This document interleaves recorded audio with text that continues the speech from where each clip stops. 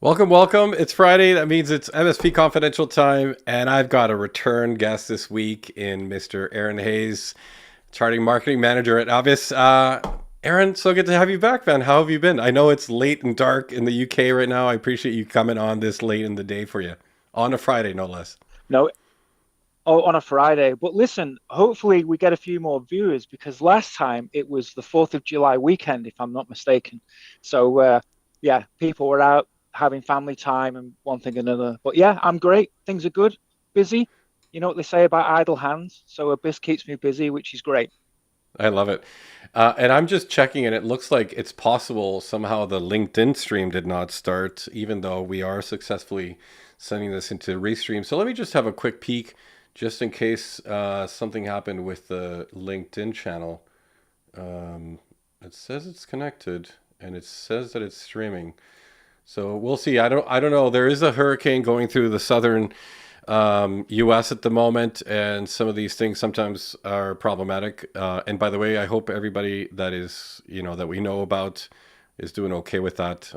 We've been hearing some stories of folks with missing roofs and flooding and all sorts of other horrible things. And so check in on your peeps. Check in on your people if you know anybody in that region that might be needing help and maybe is not able to get in touch with folks very well at the moment. But thank you again for joining me. We had such an interesting conversation last time about all sorts of marketing related things. And we kind of left the conversation feeling like there was more to talk about. And so we promised a part two, and here we are.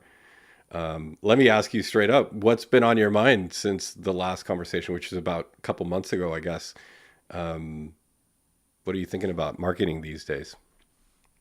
Uh, it's an easy question. Thanks for being so generous on your opening question. It's Abyss, to be honest. I have been consumed.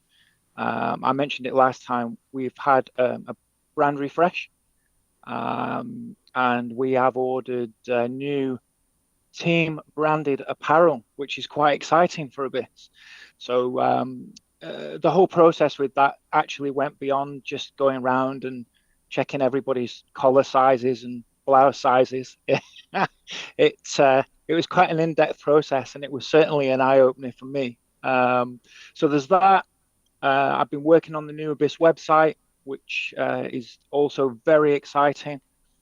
Without getting too geeky and technical, it is heavily focused around lead gen, but Mm. obviously in the background. Um, and yes, meeting with peer groups, it's a big one. I'm in London next week at a peer group event.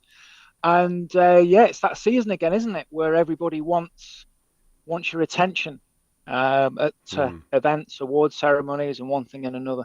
So busy is the key. But that's why I'm smiling because it's marketing, right? And marketing should be fun.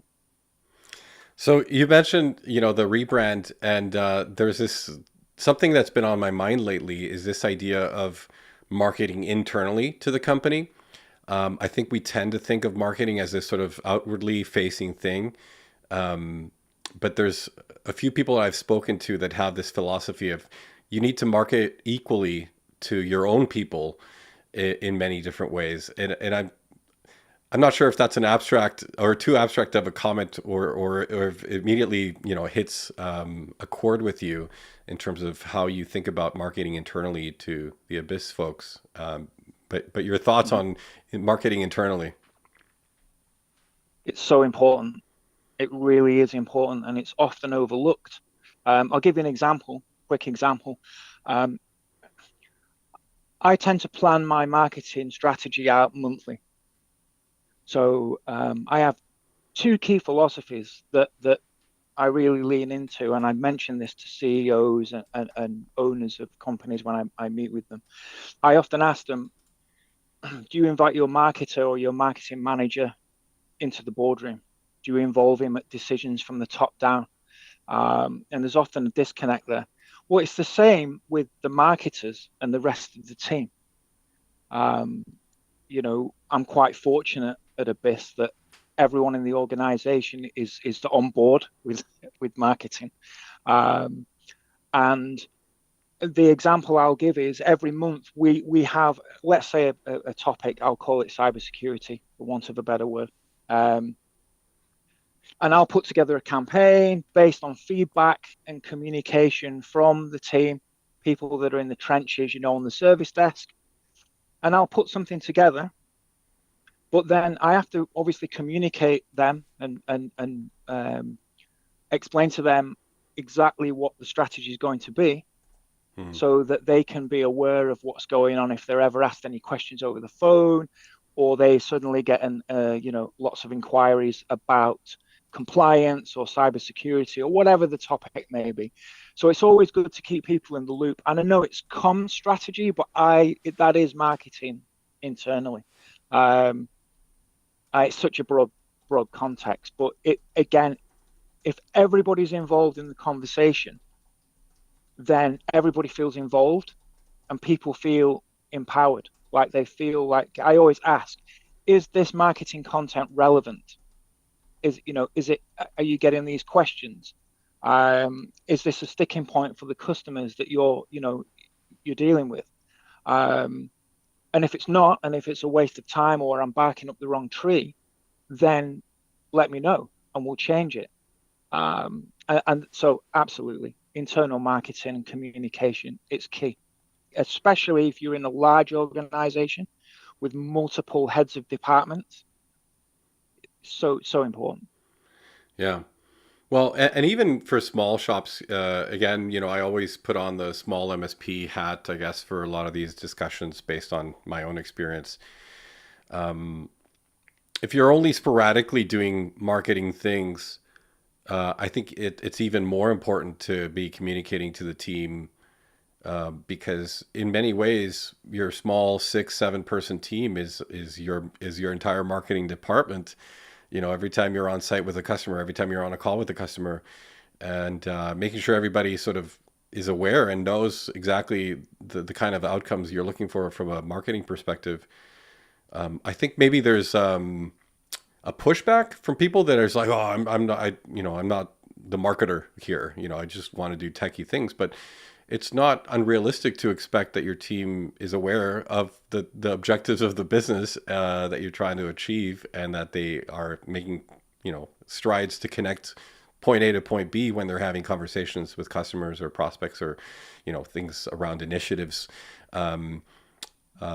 Specifically, polling or asking customers for testimonials is an interesting thing, because I think you spoke quite a bit about testimonials the last time we spoke, but I think people get stuck sometimes in like, oh, what's the best way to ask for one?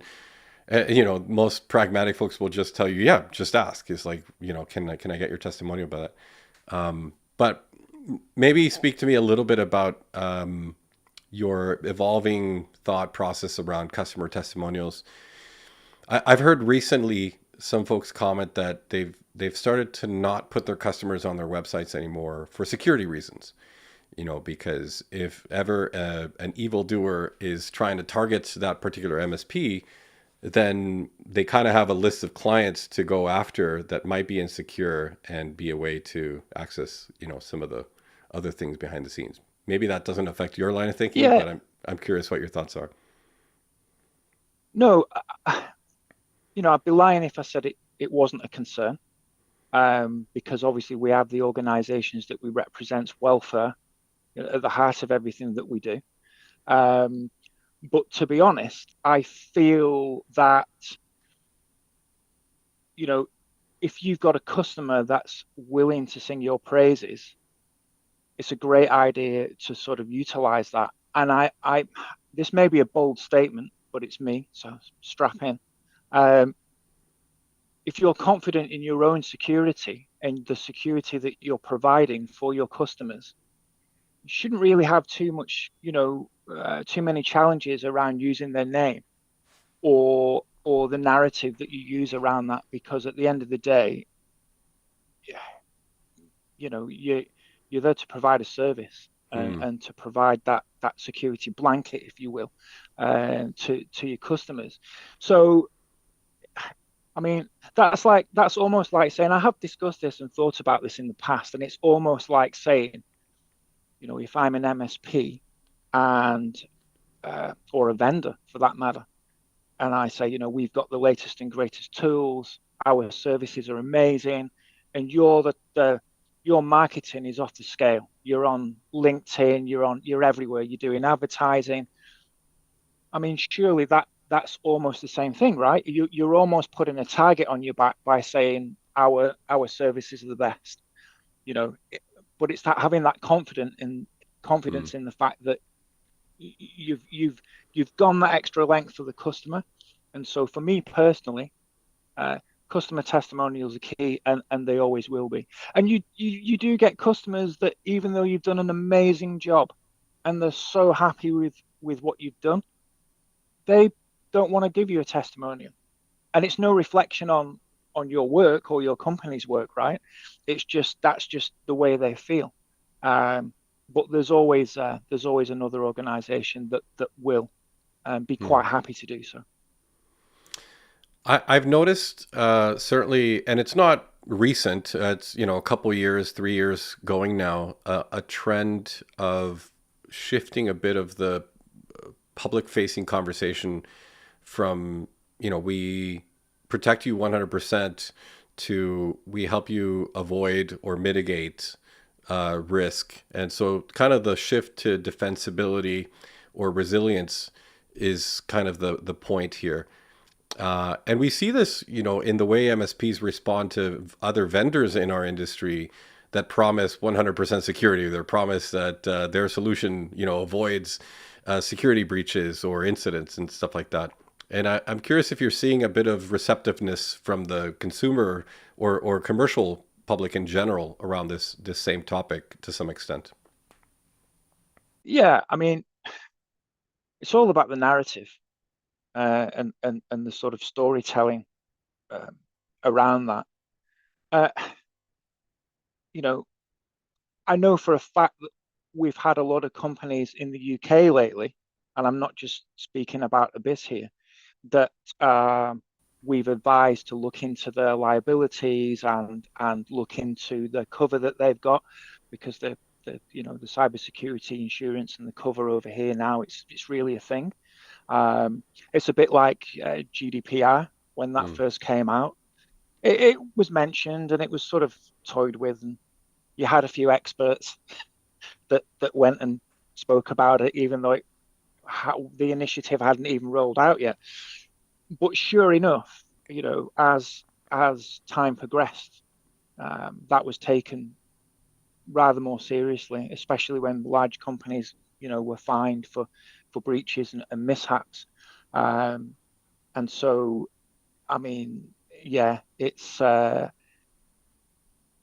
coverage and everything else like that. It's so important that people are looking at that. But as far as from a marketing standpoint, it's business as usual for me. I'm confident in the services that we give. Nobody will ever say that they provide 100% cover, or even the British military. The people at GHHQ in the UK that provide cover for the armed forces. Uh, they've openly admitted at a press conference at the start of the year that you know it would be foolish of them to say that. So it's we will make your systems more robust, I think is the technical word for it. Right. And we will ensure that we do our very best to mitigate those threats. And I think that's the sort of standard line now. Hmm. But it is very interesting because, as you know, these cyber criminals are getting more sophisticated, um, especially with the use of AI now and one thing or another. And so, yeah, but I don't shy away from it, to be honest with you. We do articles on it quite a bit, on compliance and cover and one thing and another. And it's that educational piece as well. When you're talking to your customers or your clients or even potential clients, it's just making them feel at ease. But I'm not sure what it's like, over the pond.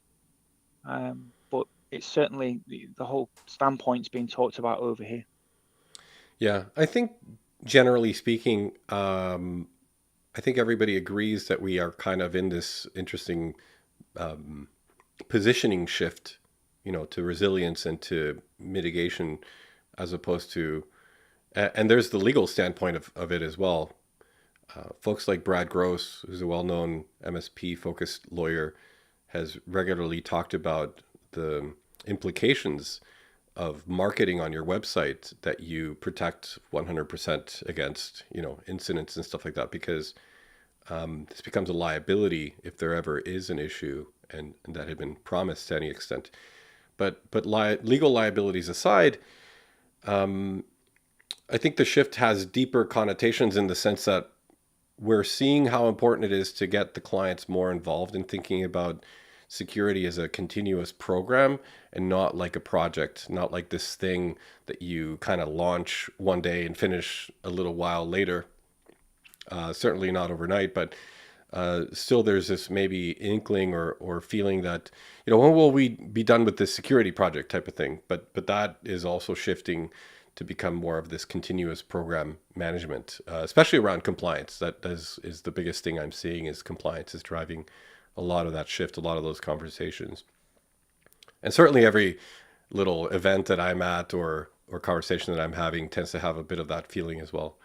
And these things tend, to take months sometimes to percolate the various circles and the various conversations. And I think as soon as people start to realize it makes a ton of sense and that it could be potentially driving a new revenue opportunity, like we have been saying about compliance for a little while, once people clue in and hitch their wagon to that idea, they start to see how to potentially execute on driving new revenue through that opportunity. Then it starts to make a lot of sense, and people sort of jump in all in, and then the well-known MSP lemming effect happens, where it's like suddenly everybody's doing compliance. And so I think we're not far behind that being the next stage for this industry, is really kind of a deep dive into compliance, more MSPs at all levels thinking about their own compliance journey, and then communicating that as a key go-to-market activity, publicly, and to their prospects and to their customers.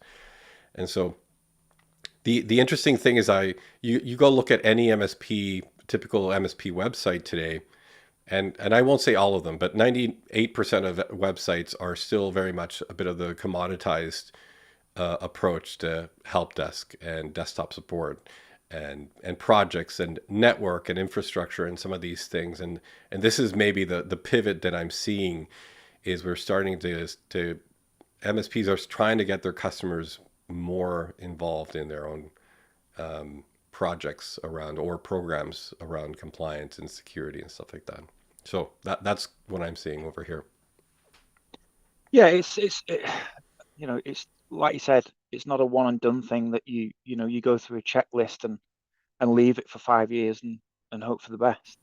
But again, if you've got a great client, because that they're paying you sums of money to not only, in my view, give the protection, give the hardware, but also for that educational piece.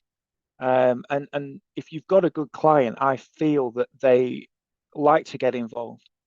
And they want to they don't need to understand how everything in the mainframe and the matrix and everything else works, but because some people they've got a business to run, Yeah. but if they're made to feel involved, then it's only a good thing. And when it comes to doing your QBRs, um, again, it makes for more interesting conversations when you go out and speak to the client. And also, if you've got them involved as well, when you get to that point where you say, hey, look, you've got a server that's going to need updating. And obviously, you can budget for that because it's a big cost. It's not like a license, right? But if you've got your client already thinking about and open to these suggestive conversations, it's so much easier when that time comes where you have to, in essence, ask them for money, because they understand the reason why you're asking for the money. It's not, you need a new server, it's this much, that's it. They've Right. got an understanding of why they need that server. And again, it comes down to that narrative and that how you approach the client and the subject matter at hand. Hmm. So I thought it would be interesting if we looked at some of the recent marketing trends, and I suppose a lot of vendors in our space, a lot of MSPs tend to have conversations with customers based on trends, and when everybody's hearing about the same thing, then it's easier to have certain conversations about those things. Perfect example of this, of course, is AI. Right now, everybody's talking about AI. And so MSPs are naturally starting to have conversations about AI with customers or have already been having them for a little while. And but that's not the only topic. Obviously, many other things dominate the airwaves in terms of trends and so on. And I always find the marketing trends interesting because as much as small MSPs are busy just trying to keep up with technology to manage their customers' infrastructure, their cybersecurity, and so on, the marketing layer is completely separate and different. And so, great for Abyss because they've got a talented individual like yourself focused solely on the marketing piece, but the small MSPs tend to be, multitasking. So let me throw up this browser window. Let's see if we can make this work. Ah, perfect. This will be great. I'm glad we got off the topic of AI, by the way. The reason for that being it's Well, the I trends can are going to just hear bring it Tim back. coach. Well, I can hear Tim coach in my head right now. You know, the difference between AI and automation, and he gets really animated when you just say, "Oh, it's just AI," and he's like, "No, it's process." God bless him. I love Tim coach. He's great. Um, yeah. So this is a website from HubSpot. And by the way, forgive me, everybody, because I am dealing with a little bit of a sniffle central situation today. And so I might occasionally mute myself to sneeze into the crook of my elbow. This was HubSpot. This is a fairly recent article, the top marketing trends of 2024, and sort of the evolution from 2023. And so, absolutely, we're going to see some mentions of AI. But here are the highlights at the top of the page, and I thought we could go through some of these because we mentioned a few of these briefly the last time we talked, and I think more and more you're hearing people like Gary Vee or other prominent figures talking about organic social. And you and I got into a bit of the discussion about organic social and whether everything needed to be so polished and perfect, or if we could perhaps just be a little bit more raw in the engagement, more natural and organic in the engagement. Not often do I see just a TikTok from an MSP in our space on site racking a server, or just something related to sort of the day-to-day activity that gives a bit of an insight and maybe a human connection for the prospect or a human connection for somebody watching to be like, oh, I dig their personality. It's kind of, I find myself thinking about why I follow anybody on TikTok. And it's usually because there was something about their personality or something that I liked. And this is the thing that seems to Yeah. be always sorely missing from the purely, academic marketing websites, right? Is how do you Yeah. even infuse or show personality there? But give me your thoughts on the evolving trend of organic social, things like short form video content and so on. Well, before we get into that, just a quick tip for everyone out there, and uh, again, going back to your comment about, especially when it comes to video, um, does it need to be polished? Does it need to be like Hollywood style production and one thing and another? The trend has now gone that far towards raw video and being natural and coming across with your personality. Um, a quick tip for anybody listening that is involved with TikTok: quite a lot of people delete their takes, if you will. And an upcoming trend for next year is to save them and have an end of year bloopers reel because it's great content and people look at it. So if you're doing a video and you have one or two takes and a truck goes by or there's a loud noise and save it and put it together in a short video, it works. It's a really, really good draw in there. Well, and isn't it ironic that this is the thing that people ultimately end up engaging with more than the polished finished product? I just find that just so fascinating about the human condition in general. It's great for me because hardly anything that I do is polished. So that's maybe why people watch. It's a time saver for myself, you know? Yeah, just put it out the way it comes out. And yeah, sometimes you win, sometimes you lose. But, um, the amount of time I suppose that ends up going into perfect outcomes is sometimes not warranted, given that you just never know the thing that's going to go viral, maybe because it was some blooper or some funny, more human thing that you did in the take than the perfectly sounding, perfectly delivered, script or what have you. So I get the appeal and why they're compelling.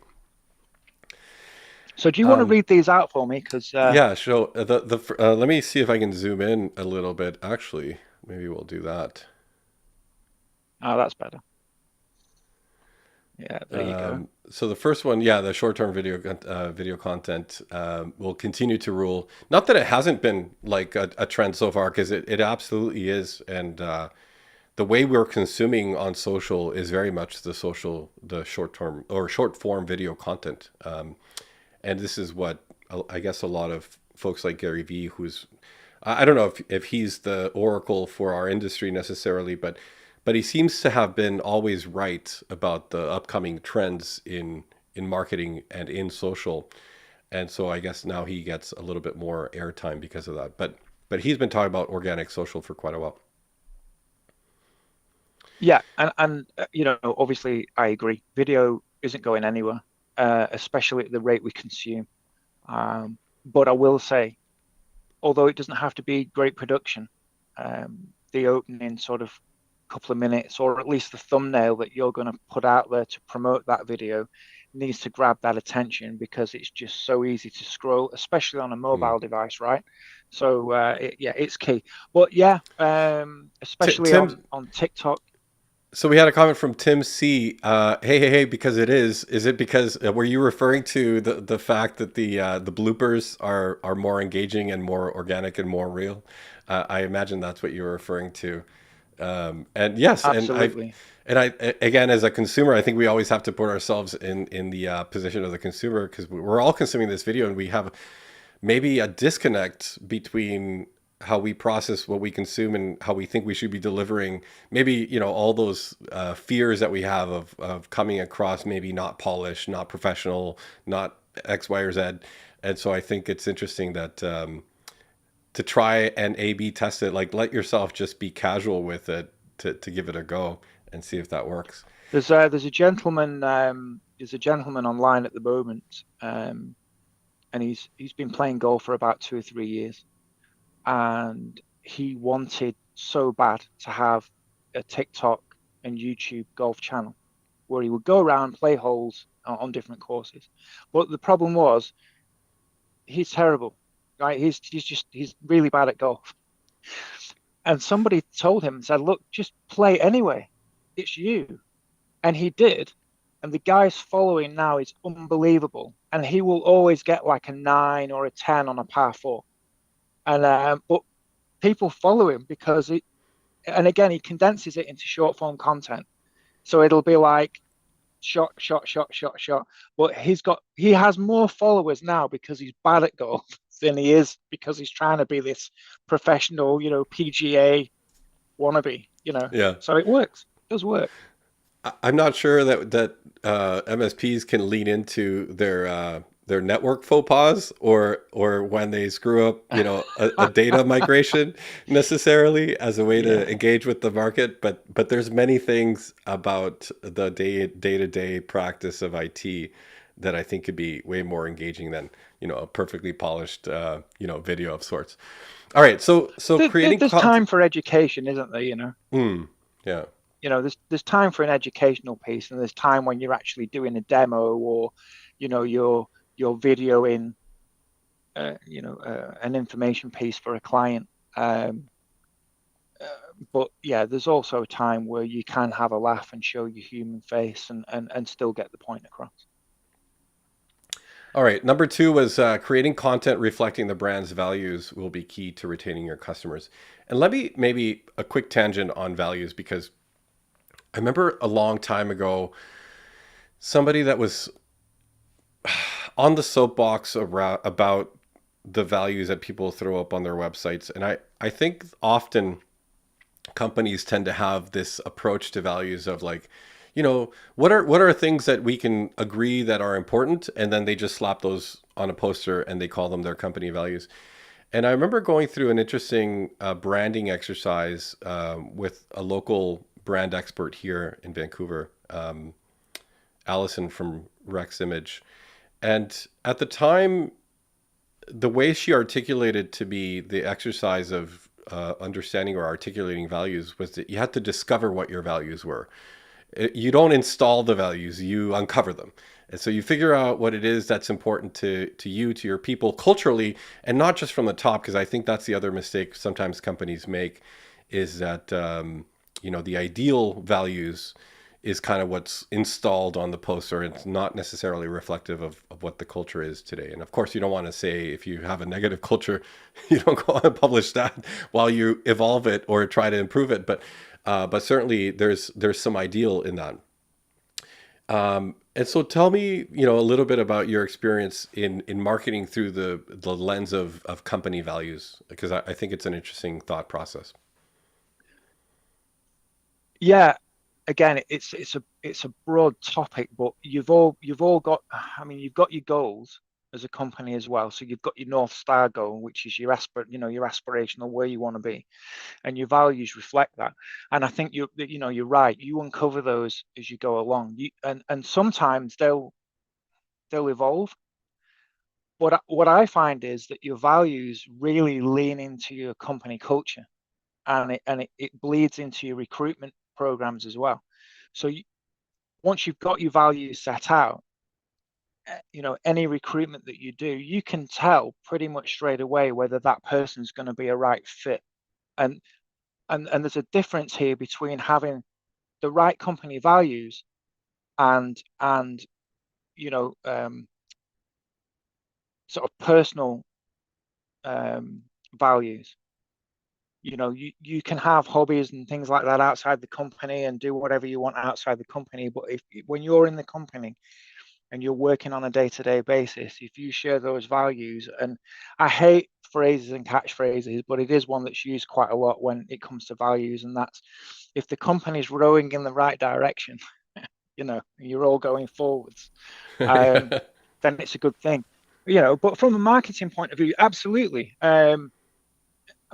I think, yeah, it does heavily lean into the recruitment and the company culture, and you get those values. And some of them can be quite open-ended as well. It's like one of a business company values, for example, is to have fun.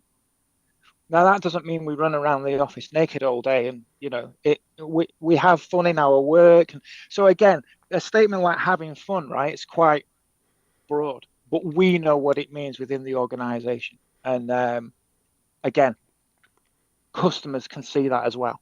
So Well, it's about the internal values, but yeah, thanks for the Freudian slip there. Now I know what having fun looks like to you. But it's yeah, it's an English thing. It's fine. there is around the same time of looking into some of this philosophical discussion around company values. I forget who was talking about this, but there was a video going around a few years ago, and it was this idea of making, if you do uncover what those values are, make sure that they are active verbs. And I thought that was always interesting. I'm not sure if Abyss has active verbs as their company values, but the discussion was that when they're just words, inert words that just sit there doing nothing, it's more difficult for people to attach or figure out how that moves them in a way of this manner of speaking. So have fun is an active verb, for example. But sometimes you see company values like loyalty, and loyalty by itself doesn't necessarily mean anything. It's also kind of like a basic common denominator to some extent of like how we show up in public, and so there are things that are almost an expectation, and it's interesting when they just get called out as company values. But your thoughts on Yeah, active verb versus inert noun or other form? it, yeah, it's like going for an interview, isn't it? And they say, "What are your best qualities?" And you can just name them off now. I show up on time. You know, There's just certain things that you, again, it's just words and it's meaningless. But you have to act through your company values. And again, if everybody's acting on those company values, um, it breeds a great culture. And when everybody's on that same page, it's magical. And you can instantly tell when somebody doesn't align with those values.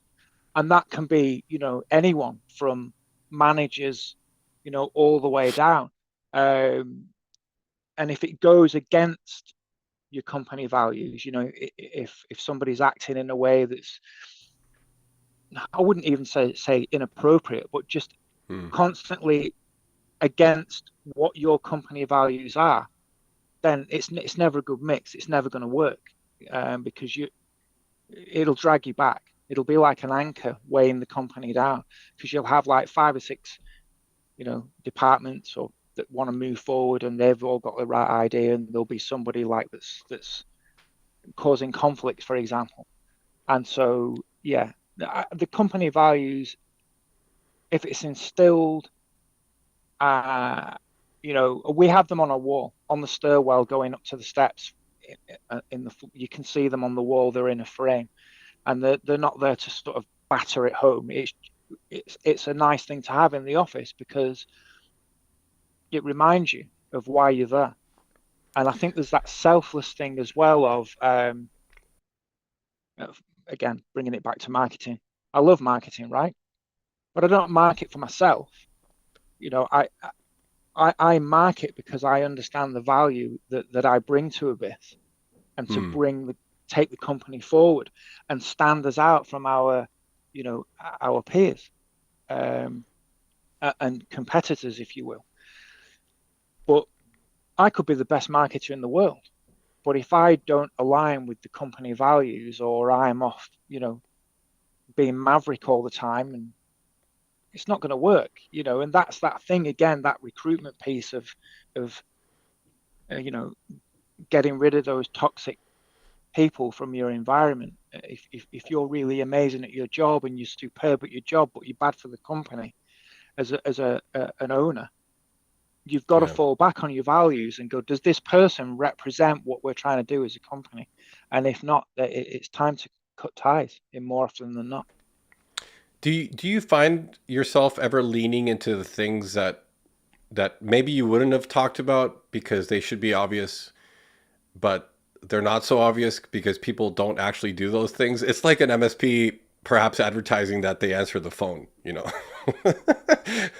In many ways, Yeah. like, well, isn't that kind of an expectation and requirement of being in business, is that you can answer the phone? But then you'd be surprised how many times the phone doesn't get answered. And so then you kind of turn that around and turn it into like an ironic marketing, tactic perhaps. Yeah. But I'm sure there's other Well, it's like examples of things like this. Yeah. yeah, there are. One that springs to mind actually. It's like, if you again, the viewers out there probably do this already, but have an exercise with your team, and just ask them, what is it that you do? And just stay silent, and speak to somebody on the service desk. And nine times out of 10, the answer will be, um, I solve tickets, I solve issues. That's is what you do, but it's not. It's so much more. I solve problems for customers. I'm integral to their business, because if I don't do what I do, things fall down. Yeah. And so that makes them feel, yeah, I am important here. It's not just a run of the mill thing where I'm just, you know, closing tickets. That's all I do. I And suppose the it's question the that's same thing. being asked is maybe the culprit, and I hear a lot about, asking better questions is a key to getting the information that is truly transformational. But, what would your customers say that you do? If that was the question you're asking your team, they'll think about it completely differently than as opposed to what do you do? Then it's an inside, facing thing. I find that interesting as well, sort of the lens of the customer in that marketer mindset.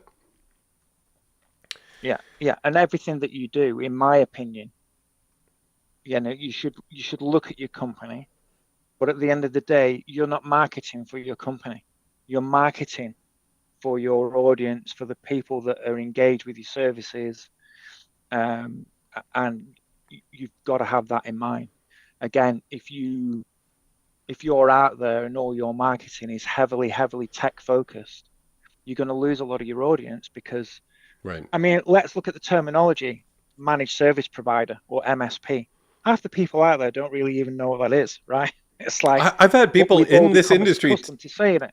Yeah, and I've had people in our industry tell me they didn't know what MSP meant. I remember us sending out a newsletter, and we were just heavy in the acronym world, and and it was a big newsletter. It was, several tens of thousands of people it went out to, and five or six people responded that they weren't sure what all these acronyms meant, including MSP. And so it just goes to show that we are in our own echo chambers about some of these things sometimes, and it's we just have to think from the lens of the customer. But let's get into number three. Native advertising and sponsored content is still valuable, um, and I'll raise my hand. I don't know what native advertising means necessarily in the context. Can you do you know? Can you explain native advertising? Yeah, I've never heard it called that before, if I'm being honest with you. Um, yeah, I suppose in this context, it means paying for feature content or maybe sponsored editorial content or things of that nature. yeah. I mean, obviously, the if you're paying for content on a third party web, I mean, yeah, it's people still do it. Me personally, it's like influencer marketing, isn't it? And so things like that. You've got to be so careful where you're putting your brand. I'm quite protective over my brand, and I do call it my brand because it's like my baby. And so, yeah, I mean, sponsorship, things like that. Yeah, Right. great. Yeah. But again, you've also got to watch where you're putting in brand. Actually, again, a quick story. Um, Somebody that I know who runs a peer group, I didn't know them at the time, had said that we'd won an award. Now, my chief executive was away on business in the States. And they said to me, could you do me a favor and send me over your brand because we need it for the award? And all I've managed to do at the moment is take the one off your website and blow it up, and it's quite pixelated. It'd be really cool if you could send me your brand. And I said, Your I'm really brand. sorry, but no, like no, I'm not. I'm not comfortable doing that, and I'm quite happy to sit on this, and I'll get back to you. Anyway, it turns out it was a very legitimate person asking me for the brand. And when I told my chief executive the story when he got back, he laughed and said, the person concerned will really appreciate the fact that you didn't give in. And I spoke with him on the phone. We won the award, by the way, and we managed to get them a logo just in time. But it was a case of there was that sort of smile, that wry smile of, yeah, you did the right thing. I should know that I shouldn't really ask and expect you to hand it over. But I was quite adamant because you don't know where Right. it's going to end up, right? You don't know if they're going to adhere to your brand guidelines, if they're going to stretch it to fit their content or, yeah, you just don't know. So again, sort of, I've got a million stories, especially things that have happened with, uh, I'll use the term loosely, certain celebrities in the UK that are on these TV programs, that come out and companies flood them with offers of, can you carry this water bottle? Can you, you know, take this merch with you?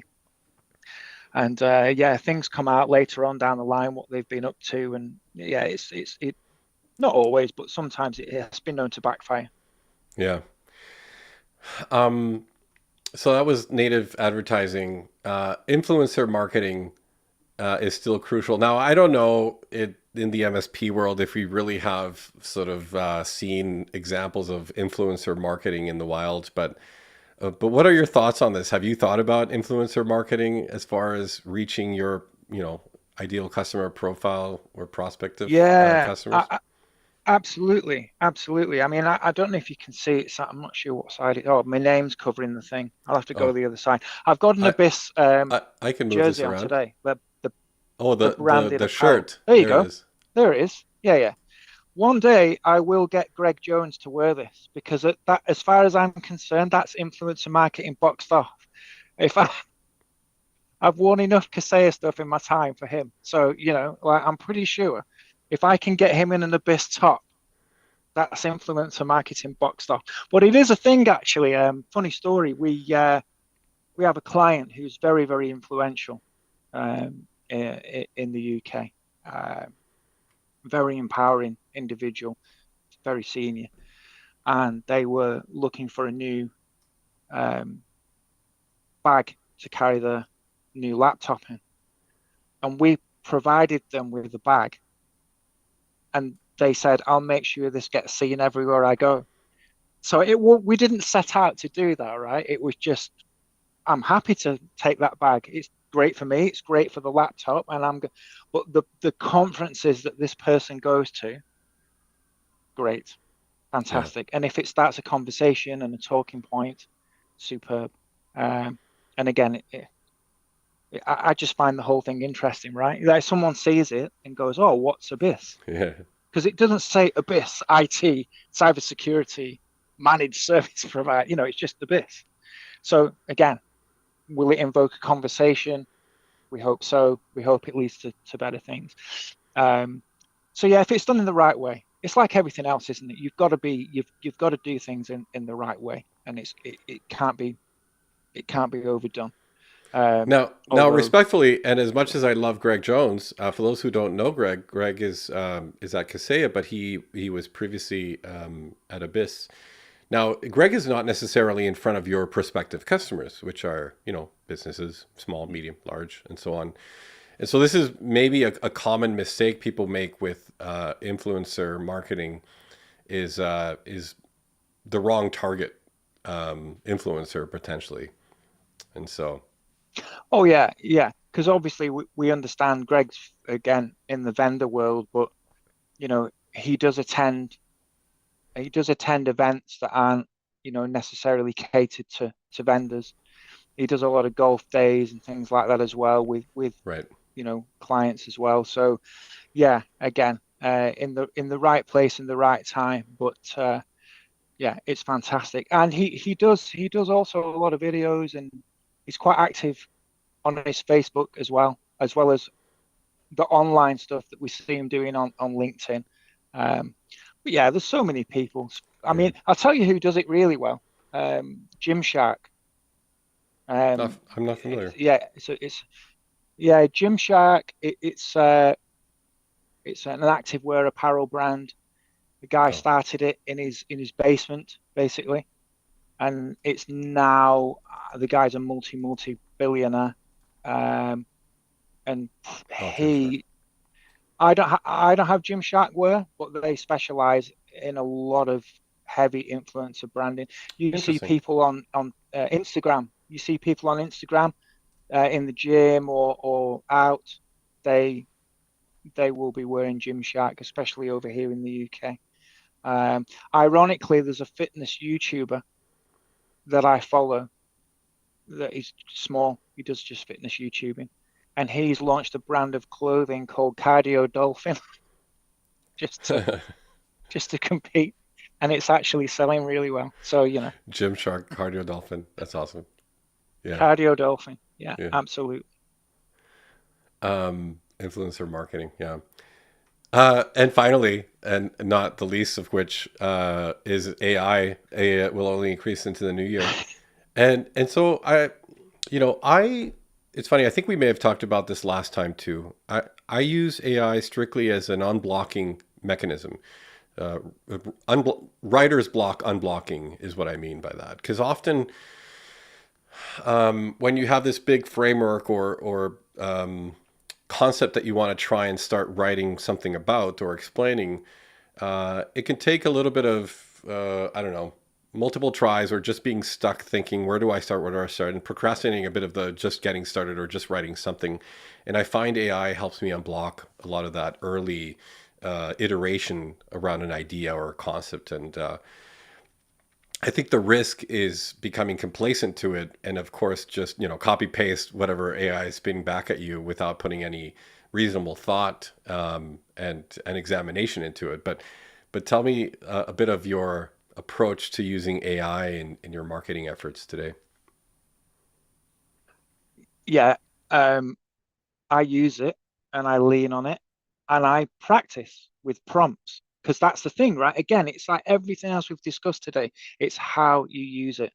And again, the copy and paste, it's never going to work. People can see it a mile away. Um, and are we allowed to mention brand names on MSP Yeah, yeah, Confidential? yeah. I don't Why know. not? Why not? Are we? Well, I've played with ChatGPT and one thing and another. But I use Copilot now quite a lot, and I find Copilot fantastic. Now, you'll never see anything that's just taken from Copilot on my social posts, but it's an idea that comes from Copilot. So I'll input the prompt, I'll input my what I want to get from Copilot, and then I change it around and do it again. And then once I'm happy with it, I'll put my own flavor in it. And the great thing about Copilot, for those guys that don't know, the listeners that don't know, there's a toggle on the top, and it's work and web. So if you have it to work, what Copilot will do, if you want to formulate an email or a blog post, and you want to formulate it in the style of your CEO or your CTO, Copilot will look through all your internal documents and actually compose your blog or your email in the style of that person because it looks through previous emails and things like that. So I find it very useful because it can get the tone of voice a lot more accurate Hmm. than ChatGPT for me. I use it, and funny enough, there's I discussed this last week actually in a marketers group. I was quite open and said, yeah, I do use it. I use it to learn things as well. And what's the best way? How do I go about this? And if I'm struggling with things, it's a great time saver. But there's still that thing out there in the marketing world where there's a denial. Oh, no, I don't use it. It's like you do. And if you don't, why not? That's what it's there for. Yeah. But there's this whole thing of, yeah, no, it's not something I would use. And people are almost flabbergasted, when I say, oh, I use it all the time. I love it. I like playing with it. And, you know, I'm now starting to do more visual AI as opposed to like text and written AI and coming up with ideas for thumbnails and social media posts by using AI. And sometimes it works, sometimes it doesn't. But again, it's that exploration, that journey of being good. And I think with that part of AI, it's going to be one of those things where if you don't adopt it now, later on you might struggle to catch up. And then you're going to be in a position where you've got to do all that learning and you've got to sort of work it out for yourself. But by that stage, early adopters will be coming up with AI, content that'll be mind blowing. So it's exciting. Hmm. I find AI exciting if it's used in the right way. Well, there was a second website that I kind of wanted to put a bit of the SaaS marketing spin on it, but seeing as we're reaching the top of the hour, I didn't want to get into 10 other trends, although some of those are very similar, using AI, machine Yeah, learning, um, video marketing, interactive content, the short form stuff that we talked about to some extent. The native advertising again was mentioned here. yeah, What else? Customer retention optimization is interesting. I think this is a fascinating one for MSPs too, because again, the focus, and it was kind of to the same comment about marketing internally. We tend to be focused on marketing to get new prospects. But I think maybe it's equally important to be marketing to your existing customers just from a, simple brand awareness. Hey, yeah, we're still here. These are some of the things we're doing. These are some of the places where we're having success. And I think that top of mindness with existing customers is equally important. I think it aids in retention as opposed to just kind of Yeah. becoming uh, unknown to your own existing customers. Y- Yeah, absolutely. And it gives them a sense again of belonging. Um, yeah, you're right. It is easy to sort of miss out, but on your existing customers, but you can do fun things as well. Um, and it can be as simple as having a list of the birthdays of people in your client's organization and just sending out a newsletter. It doesn't always have to be focused around sales revenue, you know. It can just be keeping in contact. And again, it makes people feel like they're connected. There's Yeah. nothing worse as a customer. I mean, well, mind you, one or two customers that they don't mind, but just to get an invoice and expect, and there's no communication other than that. Yeah, fine, you had a service provided and everything's working, but it's just that robotic conveyor belt style of Mm. relationship that I tend to avoid wherever possible because it leaves gaps and holes and questions and then if heaven forbid something did go wrong, you've then almost got to restart that conversation, right? Again, and build that relationship. Whereas if that relationship's there, yeah, so absolutely, at Yeah. 100%. And newsletters are great for that. But this is kind of what organic social kind of gets to, is that I think organic social forces you to remove a bit of the segmentation in that sense, because it's more about people connecting with you as an individual or with the company as a brand, and it's not so much about the particular thing that you're trying to sell. It's more about, am I somebody that you'd like to do business with, and can we convey that successfully through short form video? And I think it removes a bit of the margins, specifically of trying to only speak to prospects and the pain point that they may be Yeah, having. But so I find that interesting. The chatbots is certainly becoming more prevalent in the PSA solutions that we see out there, implementing some of the yeah, insightful look using AI of your existing tickets to maybe suggest responses for people to self-help themselves before they open a ticket. And maybe, I don't know, this could be one of those areas where there's a missed opportunity for a real engagement that is now delegated to a chatbot that may not necessarily act like you want it to act. And so it could be counterproductive potentially. yeah, yeah. There This was a this there one was an scares me a little article bit. I wrote, go on, sorry.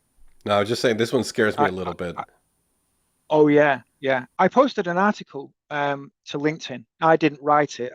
It was about AI last week, and basically it was about how now certain segments of customers are being very wary if they're just if a company's overusing AI in the sales process.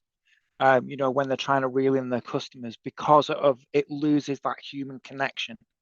And now customers are starting to get wise to the fact that there was a campaign at the last Olympic Games that was used solely AI, and the customer engagement went down. It went like through the like down in the floorboards. And yeah, it's a good read. It's quite a good one about the negative implications of your customers, how they view AI as well. And we did discuss that, right? It's not all about what we think is great for the organization. How will the customer view this? How will they see us? How will our brand be represented? And it's all those things. I mean, again, God, we could do a whole section on that. But again, we're out of time again, unfortunately. Maybe Just we'll as we leave were it for getting warmed part. up. Maybe we'll have to Come do on. part three. Yeah, part three. Yeah, we'll see the viewer count first. People might be like, "Who's this guy with the crazy beard and strange glasses?" By the way, I suffered through putting together the thumbnail for the event because I, in the effort of trying to match our head sizes, I came across the decision of having to cut off your beard at the bottom of the thumbnail. So, and I didn't want to cut off your Yeah, beard, but I kind of ended up having no yeah. choice. So I apologize for cutting off your beard. No, no, honestly, it is a theme. It is, even with my headshots. Or if see, it's getting to the point now where if I'm doing a selfie for social media, even my arms just aren't quite long enough. So it might be It's time like for a trim. You don't yeah, know, right? yeah. Yeah. Okay. Well, Aaron, it's always such a pleasure to chat with you. I love your unfiltered, insightful commentary on some of these little trends and ideas. And, I'm so foreign to marketing in so many ways, but at the same time, such a consumer of marketing. We all are.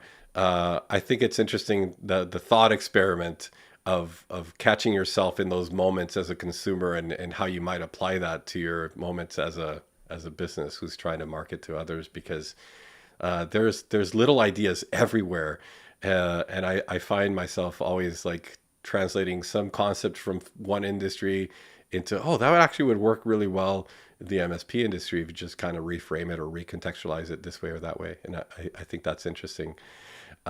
Tim C comments. AI is good for research, but still needs the human eye to make sure the usage is correct to the audience. 100%, I agree on this. Absolutely. Yeah, 100%, Tim. 100%. yeah. So maybe we will have to do a part three. Thanks again, Aaron, for your Ah, time. I realize it's late in the day on a Friday night in the UK, so I appreciate your flexibility. no, Thank you so honestly, I much. couldn't think of a better way to start the weekend. Yeah, again, like yeah, I could talk about it all day. There's so many other areas like campaign building and being creative with your ideas and thinking outside of the box, and that's an area that I'm passionate about as well. And that's regardless of whatever strategy you've got, being original, being creative. And that's where I get really fired up. As you can tell, it's Friday night and I'm ready to go. I might go and do some marketing now. Come on. Yeah, no, no, take some time off, have a pint before you dive in, spark that creativity. All right, well, folks, thank you for joining us for MSP Confidential. We're back next Friday at noon Pacific, 3 p.m. Eastern. We're here every Friday as much as possible. There's occasionally some Fridays coming up in the fall schedule that we might have to skip, namely Thanksgiving Friday on the 29th of November and some of the later dates in December. But keep tuning in. Thank you for hanging out with us. You can find a ton of previous episodes on the ScalePad YouTube channel or on LinkedIn. So until then, we'll see you next time. Thank you so much for joining us. Aaron, stick around for a minute backstage, and we'll see everybody next week. Ciao.